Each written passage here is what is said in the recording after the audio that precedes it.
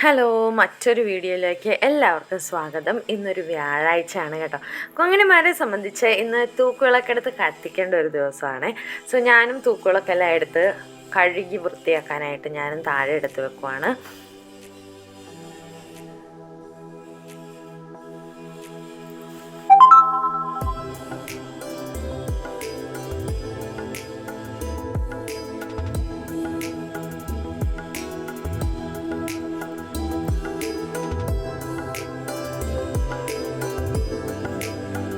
ബാക്ക്ഗ്രൗണ്ടിൽ നല്ല വോയിസ് കാണുമെന്ന് എനിക്കറിയാം. കാരണം എന്താ വെച്ചാൽ അപ്പുറേ വീട്ടിലൊരു പണി നടക്കുവാണേ. സോ അതെല്ലാം നിങ്ങൾ സ്കിപ്പ് ചെയ്ത് പോവുക. അടുത്ത ട്രിപ്പും കൂടി ഞാൻ കൊണ്ടുപോകാൻ എൻ്റെ വോയിസ് ഓവർ ചെയ്യാൻ എൻ്റെ കൂടെ കുട്ടാസും ഉണ്ട്. അപ്പോൾ അവൻ്റെ കരച്ചിലെല്ലാം കേൾക്കാൻ പറ്റും ചെറുതായിട്ട്. ഇതാണ് ഞാൻ വിളക്ക് കത്തിക്കാൻ യൂസ് ചെയ്യുന്ന പൊടി.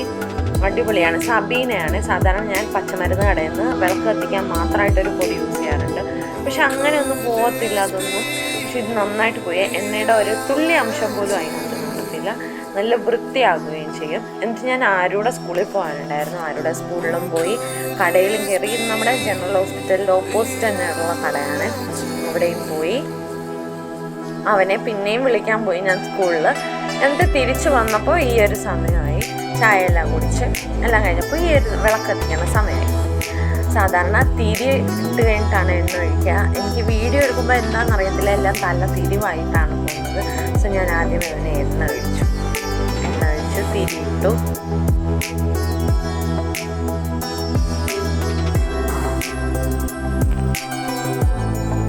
നമ്മുടെ തൂക്കുവിളക്കിന് പൊട്ട് വെക്കാനുണ്ട്. അതായത് കുങ്കുമവും ചന്ദനവും പൂവും എല്ലാം വെച്ചിട്ടാണ് നമ്മൾ തൂക്കുവിളക്ക് തൂക്കേണ്ടത്.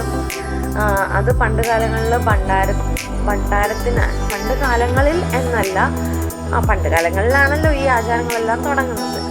ഭണ്ഡാരത്തിനായിട്ട് കത്തിക്കുന്ന ഒരു വിളക്കാണ് തൂക്കുവിളക്ക്.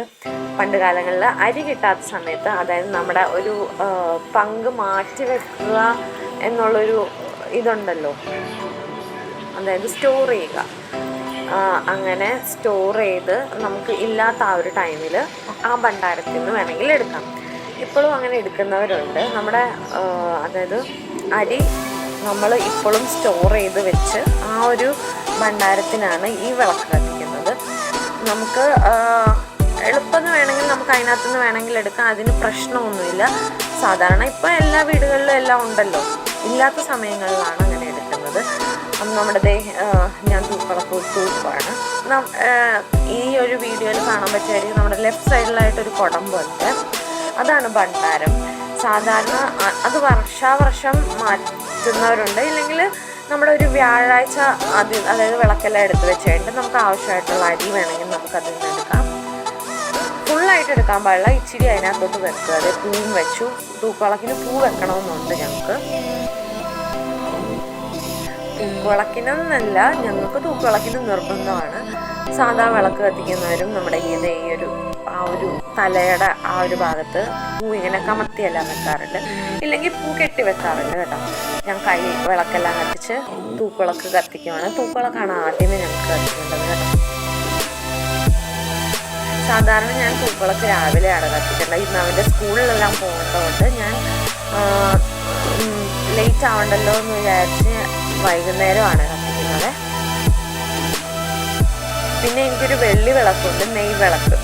വെള്ളിയുടെയാണ്. അതായത് ഞങ്ങളുടെ വീട് ഒരു തടസ്സവും ഇല്ലാതെ പണിയെല്ലാം പൂർത്തിയാക്കി ഞാൻ വേണ്ടിയതാണ് കേട്ടോ, ദൈവത്തിനോടായിട്ട്. എല്ലാ ദിവസവും ഞാൻ വെള്ളി വിളക്കിൽ, അതായത് വെള്ളി വിളക്കിൽ നെയ് വിളക്ക് വെള്ളിയിൽ കത്തിക്കാറുണ്ട്. അപ്പോൾ ഞാൻ അങ്ങനെ കത്തിക്കുന്നതാണ് ആ വിളക്ക്. അതെൻ്റെ ഒരു വിശ്വാസം. ഞാൻ ഇതുവരെ മുടക്കിയിട്ടില്ല എന്ന് വെച്ചാൽ എനിക്ക് പറ്റാത്ത ദിവസങ്ങളിൽ ഞാൻ കത്തിക്കാറില്ല. പിന്നെ ഞങ്ങൾ വിളക്കെല്ലാം കത്തിച്ച് കഴിഞ്ഞ് വിളക്കെല്ലാം വെച്ച് കഴിഞ്ഞ് നമ്മുടെ മുല്ലയ്ക്കൽ ശ്രീ രാജരാജേശ്വരി ക്ഷേത്രത്തിലാണ് പോയത്. ഞാനും അമ്മയും ചെറുതും കൂടി ഉണ്ടായിരുന്നു. ആരുവിനെ കൊണ്ടുപോയില്ല. കാരണം കോപ്പി ബുക്ക് എഴുതാൻ പറഞ്ഞിട്ട് അവൻ എഴുതിയില്ല. സോ പണിഷ്മെൻ്റ് ആയിട്ട് ഞങ്ങൾ അവനെ കൊണ്ടുപോയില്ല. കുറേ കരഞ്ഞു. ഇനി മനസ്സിലാകുമല്ലോ